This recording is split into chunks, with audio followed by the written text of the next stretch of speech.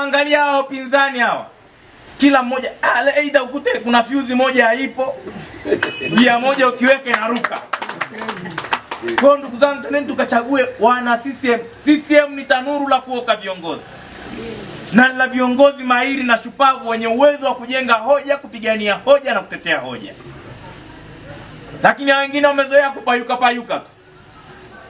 Ndugu zangu nimesikia kwenye mitandao kuna baadhi ya watu wanasema eti tarehe 29 wanaandamana kwenda kupinga uchaguzi. Ndugu zangu niwaambie na niwakumbushe. Tarehe 29 Oktoba 2025 ni siku ya kwenda kutiki. Na sio kutiki tu, ni kutiki kwa Chama cha Mapinduzi, chama ambacho kinaweza kikaongoza taifa hili na kuleta maendeleo katika taifa letu. Wakikwambia wanafanya maandamano, waambie twende tukafanye maandamano kuelekea vituo vya kupiga kura, tukapigie kura Chama cha Mapinduzi. Waambie naye maandamano mengine hatuyajui. Na niwahakikishie, asiwaogopeshe mtu na kuatisha mkaogopa kwenda kupiga kura.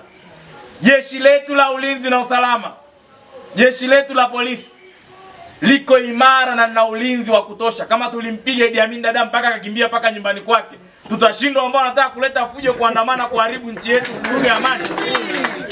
CCM oye!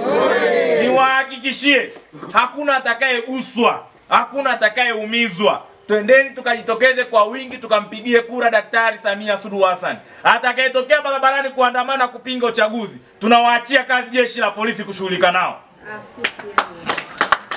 Tusiogope, tutoke kwa wingi, tuandamane kwenda kutiki. Wewe mama mchukue baba, mtoto, twende tukatiki, ni haki yetu ya kikatiba.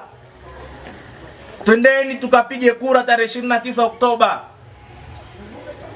Mtu anakuambia naandamana, sasa unaandamana eti kusichaguliwe viongozi. Nani akuongoze?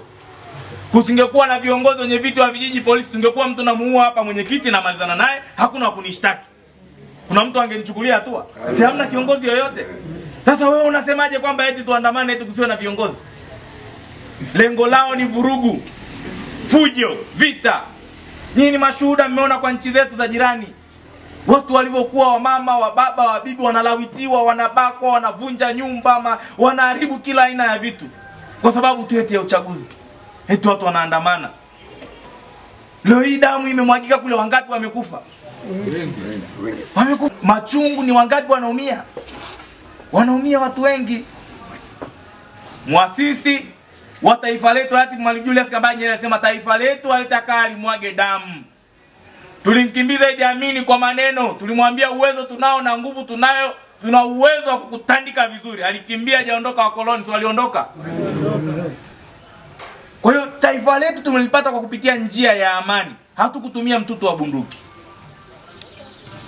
Na sisi tuendeleze amani yetu ya nchi letu, tuiombe nchi yetu, tukashiriki kikatiba kupiga kura, hakuna atakayetutishia. Na naamini tutashinda kwa kishindo kikubwa. CCM hoye! Rais wetu Daktari Samia Suluhu Hassan